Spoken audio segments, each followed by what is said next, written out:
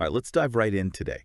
We're going deep on a pretty crucial part of project management. Figuring out when to actually go agile, when it really makes sense for a project. Yeah, absolutely. It's such a key decision point. It is. And you know what? We've been digging into project management for project managers by Orlando Casabon. And, just some really interesting insights in there about how Agile really shines in certain scenarios. And for folks listening, just to recap for a second, Agile is all about being flexible, adapting to change. Right. It's embracing change. It's built for it. Exactly. So like if we're in the project manager's shoes for a second, what's the big flashing sign that screams go agile Hmm. for a phase of a project? That's a good one. It's like trying to read the clues. It is. It is. So let's play a little game here. All right. Let's say option one, we've got all the requirements, clear as day, locked in from the get-go. Okay, I see where you're going with this. Right. Option two, we can break down the final product into smaller, independent chunks. All right, makes sense. Option three, our stakeholders are like totally on board to be involved, like every step of the way, constantly. Interesting. And then option four, we're trying to like really minimize any changes to the plan, keep things super stable. Okay, so which one of these is waving that agile flag? Right.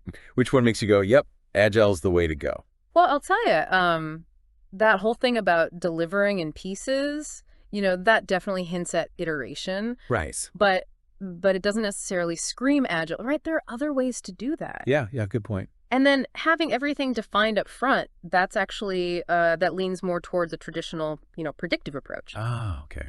Okay. But the real clincher, the thing that truly signals agile is the continuous involvement of those key stakeholders. Oh, that's interesting. So it's not just about breaking things down or having everything set in stone. Mhm. It's about who's at the table and how often they're there. Exactly. Agile thrives on that constant dialogue, that back and forth. It's like a team sport, not a solo race. It is. Agile's built on these short feedback loops.